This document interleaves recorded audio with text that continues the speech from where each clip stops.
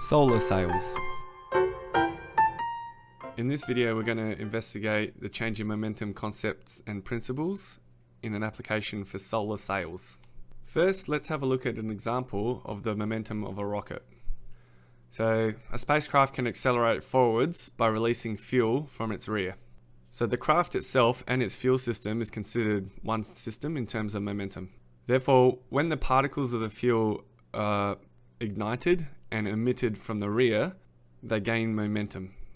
But in order for the momentum of the system to be zero, the spacecraft has to gain momentum in the opposite direction, being forward.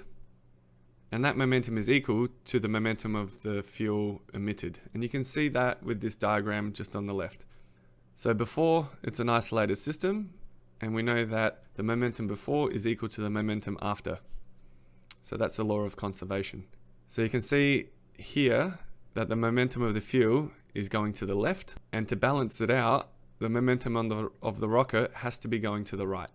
Solar sails aren't used greatly at the moment. However, they take the concept of changing momentum and use it to great effect. So what a solar sail is a spacecraft propelled by sunlight or another type of light. So this is possible because of little packets of light called photons, which we'll learn about a little bit later. But photons have momentum. So if a photon of light hits the solar sail, that light is absorbed and the momentum transferred. So in this case where the light is absorbed, the change in momentum of the photon, as in all cases, is given by the final momentum take the initial momentum, and since that photon stopped, the final momentum is zero, so the change in momentum is just negative of whatever the momentum of the photon was, and you can see that in these two equations here.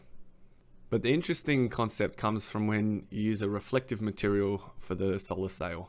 So we can use the same equation to determine the change in momentum, with that being the final take initial, but if the photon is reflected, the final momentum of that photon will be the same magnitude as the initial momentum, however in the opposite direction.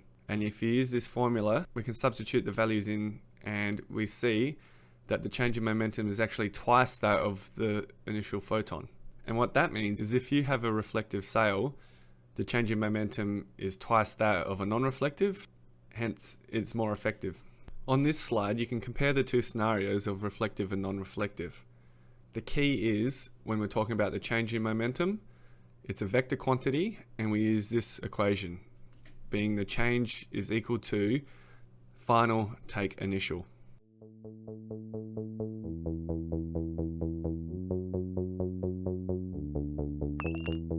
Okay, so the question for this video is what factors would influence the performance of a solar sail? Just think, if you were building one, what would you consider? And additionally, I'd like you to write down the formula for conservation of momentum and change in momentum.